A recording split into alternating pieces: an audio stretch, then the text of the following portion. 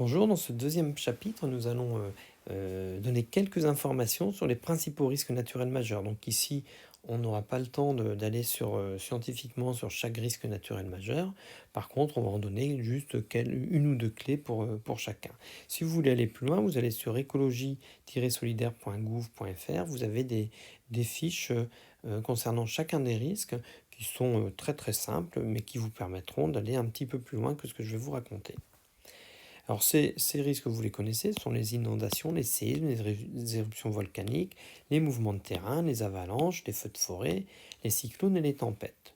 Et on rajoute bien entendu les risques littoraux qui concernent particulièrement notre département. Alors, concernant ces risques, le tout premier risque naturel en France, eh bien, c'est le risque inondation. Il concerne plus de 5 millions de personnes et 16 000 communes, donc aussi bien en zone urbaine qu'en zone rurale. Et ça peut faire des dégâts absolument dramatiques. Et chaque année, on a des problématiques d'inondation dans notre territoire. Deuxième risque que l'on trouve au niveau de notre territoire, au niveau de 3 départements d'outre-mer, ce sont les éruptions volcaniques. Donc bien sûr, les scientifiques suivent ces volcans, permettant d'anticiper les risques pour les populations ou pour les biens. Nous avons aussi sur notre territoire des séismes. On va regarder une carte tout à l'heure, sachant que dans le monde, on a à peu près 150 séismes de magnitude importante, c'est-à-dire de 6, voire supérieur à 6. Alors, où sont les problématiques séismes en France? Vous reconnaissez ici toutes les Antilles, donc avec un risque extrêmement fort. Et puis, vous avez des zones avec un risque moyen, donc les Pyrénées, les Alpes. Et ensuite, vous avez des zones modérées en orangé, des zones faibles en jaune et des zones très faibles en gris. Alors, concernant nos montagnes, on a des problématiques d'avalanche, alors souvent liées à des imprudences. Dans le monde, ça représente environ 500 morts par an. Chez nous, ça représente à peu près une trentaine de morts par an. Et 95% des cas sont liés à des activités de loisirs, et je le redis souvent avec quelques imprudences. Je vous laisse lire en fait cet aléa qui est survenu en 1999 à Chamonix et qui a quand même fait 12 morts. Je vous laisse faire pause et lire ce document. Ensuite, nous avons des mouvements de terrain. Alors, plusieurs types de mouvements de terrain. Ici, donc, j'ai repris un document du BRGM au niveau duquel on a une illustration et les types de mouvements de terrain. Glissement de terrain, donc particulièrement bien observable ici. Des éboulements et chutes de blocs, donc on retrouve ces blocs dans cette zone-là. Des coulées et ravinements, donc on les retrouve vraiment bien à nouveau sur ces photos. Et puis un affaissement ou effondrement lié à des cavités souterraines. Se rajoute à cela ce que l'on appelle le retrait-gonflement des sols argileux. Alors qu'est-ce que c'est que cette chose-là? Vous avez des sols sur notre territoire qui vont être des sols qui vont être très sensibles aux conditions climatiques. S'il y a du soleil, eh bien, ils vont se rétracter. Par contre, s'il y a de l'humidité et de la pluie, ils vont gonfler. Et qu'est-ce que ça donne comme résultat? Ça donne ça. Ça donne des façades qui se fissurent et ça donne ce genre de choses. Donc vous comprenez bien qu'il y a des problématiques importantes et que c'est bien un risque naturel majeur. Voici une cartographie en France, donc on retrouve à peu près le même genre de coloration que tout à l'heure. Donc rouge, ce sont les zones à risque important. Et puis plus on va vers des couleurs claires, plus on va être sur des zones sans risque. Donc on voit bien qu'au niveau géologique, au final, on a des sols dans des régions bien déterminées où on a cette grosse problématique de retrait-gonflement des sols argileux. À noter que vous constatez qu'à chaque fois, je vous montre des cartes, enfin à chaque fois assez régulièrement, et vous constatez que ça recoupe bien ce que je vous avais dit précédemment, c'est que l'État français s'est doté de moyens pour cartographier tous ces risques. Donc ici, il y a un travail conséquent de géographes sur cette thématique et d'autres scientifiques aussi qui s'intéressent à ces risques, et notamment une structure qu'on appelle le BRGM, nous reviendrons dessus. Alors, ces mouvements de terrain vont représenter dans le monde à peu près 1000 morts par an. En France, en fait, on a 7000 communes qui sont concernées, dont un tiers avec une gravité forte. Ensuite, un risque que certains d'entre vous dans votre promo, les pompiers de notre promo connaissent particulièrement bien, ce sont les incendies de forêt. Là encore, souvent liés à des imprudences en fait. Donc on a quand même 15 millions d'hectares de zones boisées en France qu'il faut protéger. On a aussi des territoires avec des risques de cyclones qui sont parmi les plus dévastateurs, avec un bilan en général humain et économique qui est très très lourd. Et puis des tempêtes que l'on a en métropole, par exemple, ici la tempête Xynthia.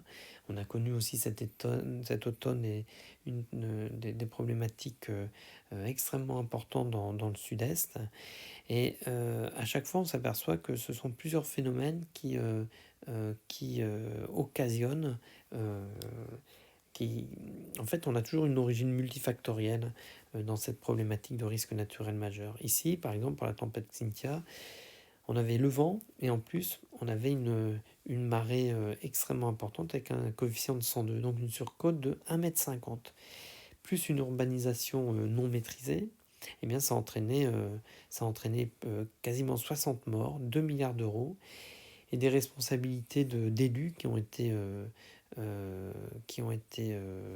particulièrement qui en fait ont été jugés par rapport à leurs responsabilités. Et vous irez voir le jugement et vous verrez que être maire, ça n'est pas simple. Il y a des vraies responsabilités derrière et donc des vrais choix à réaliser par rapport d'abord à la protection de la population de sa commune et aussi, je dirais, pour soi-même. Hein, quand on est maire, prendre les bonnes décisions, ça permet aussi de ne pas se retrouver dans la posture de ces élus qui ont été condamnés à des peines, alors je ne peux pas dire lourdes, hein, à des peines jugées comme étant nécessaires par la justice suite à cette tempête. Hein. Je vous laisse aller regarder ici les choses parce que c'est vraiment important de bien considérer la nécessité de maîtriser ces risques.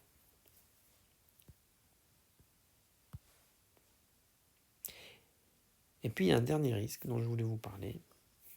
Ce dernier risque, en fait, c'est le risque pandémie. Alors les années précédentes, je pouvais en parler davantage.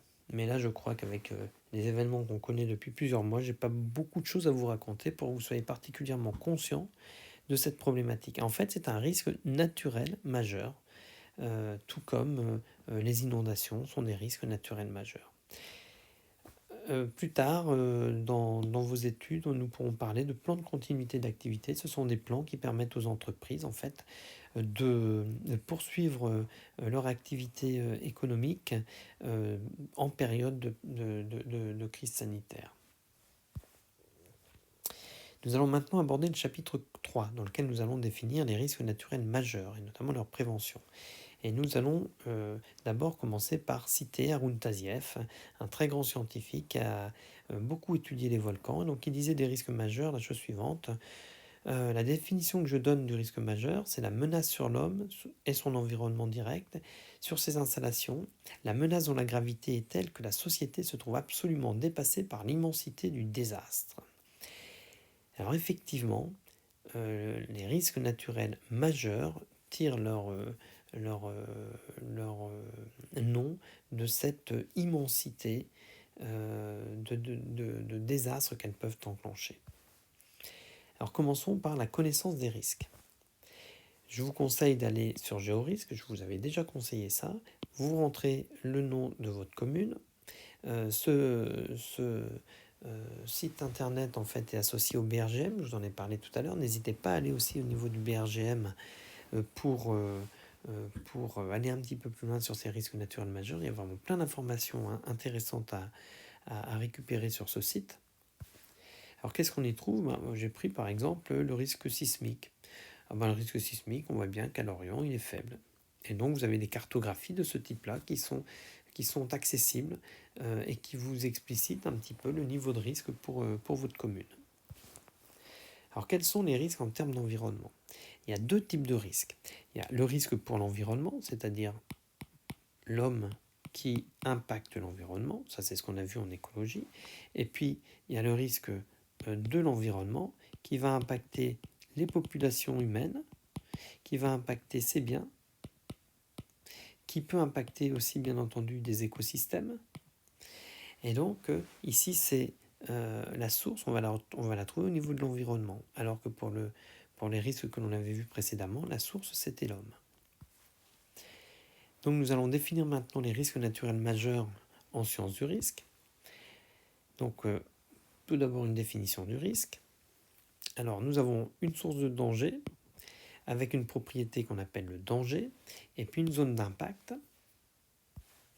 Lorsque cette source danger s'exprime, on a un impact potentiel sur les zones d'impact. L'aspect, par exemple, je vais prendre le cas des pollutions, ça vous facilitera la compréhension de cette notion d'aspect. En fait, au niveau d'une station d'épuration, c'est le rejet d'eau polluée qui est l'aspect. C'est-à-dire que c'est l'élément qui va pouvoir mettre en lien la propriété, c'est-à-dire le danger, avec la zone d'impact. La zone d'impact, on a dit qu'elle pouvait être locale, régionale ou planétaire. Alors je vous laisse rechercher pour le risque pollution, quelle est la source et quelle est la zone d'impact. Pareil pour le risque d'origine naturelle. Faites pause et puis moi je vous donne la réponse ensuite. Alors la réponse, c'est que pour le risque pollution, on a dit que la source était l'homme, la zone d'impact l'écosystème. Pour les risques d'origine naturelle, la source c'est l'élément naturel, la zone d'impact c'est la population humaine, l'installation humaine et l'écosystème. Alors pourquoi majeur? On l'a dit tout à l'heure, donc ici vous avez une cartographie d'un ouragan. Ici on retrouve la problématique de gravité par rapport aux couleurs. Alors pourquoi majeur? Eh bien parce que pour ces événements, on va réfléchir sur l'occurrence et sur la gravité. L'occurrence de ces événements, elle est faible, mais elle n'est pas improbable. En fait, on dit même qu'elle est probable. Donc on va parler d'aléa. D'accord? Donc il y a un aléa. Donc ici, notre ouragan, c'est un aléa. La gravité, elle est forte. Elle est systématiquement forte. Alors elle peut être locale, mais elle peut être aussi planétaire. Et donc elle va impacter certaines zones, du local au planétaire, et donc elle peut impacter des enjeux. Alors on va faire une petite analyse documentaire. Enfin, vous allez faire une analyse documentaire. Vous allez rechercher dans ce document ce que c'est que la vulnérabilité, ce qui caractérise un risque majeur, et quelles sont les familles de risques que l'on a au niveau du Morbihan. Je voudrais aussi que vous ressortiez les 5 principes de prévention des risques majeurs. Si je vous pose ces questions, c'est que je veux que vous les connaissiez, que vous connaissiez ces réponses. Vous faites pause et je vous donne la réponse ensuite. Alors, pour ce qui est de la vulnérabilité, vous avez la réponse ici. C'est le niveau de conséquences prévisibles de l'aléa sur les enjeux. Pour le reste, en fait, toutes les autres réponses, on les avait déjà définies précédemment dans le cours, donc retournez sur les vidéos précédentes si ça vous a échappé. Alors, conclusion. Un aléa naturel plus ses enjeux, ça exprime la vulnérabilité, et le niveau de vulnérabilité, donc le niveau de risque au final, va exprimer ou non une catastrophe. Alors, on a une échelle de gravité des dommages qui a été produite par le ministère de l'écologie et du développement. Donc cette échelle, elle est ici, donc une échelle avec 6 niveaux, de l'incident jusqu'à la catastrophe majeure. Catastrophe majeure, ça correspond à peu près à 1000 morts ou plus, ou à des dommages de plus de 3 milliards d'euros ou plus. Et puis vous avez le reste de l'échelle qui est représenté ici, vous pourrez l'analyser. Donc ça concerne aussi bien les risques naturels majeurs que les risques technologiques majeurs. Je vous conseille d'aller regarder le film d'Al Gore, c'est un vieux film qui date de 2006. Vous étiez tout petit, mais malgré tout, ce film vaut vraiment le coup d'être vu. Malheureusement, il est toujours d'une très grande actualité. Nous nous reverrons bientôt dans un chapitre 4 pour parler des inondations et des sécheresses. À très bientôt.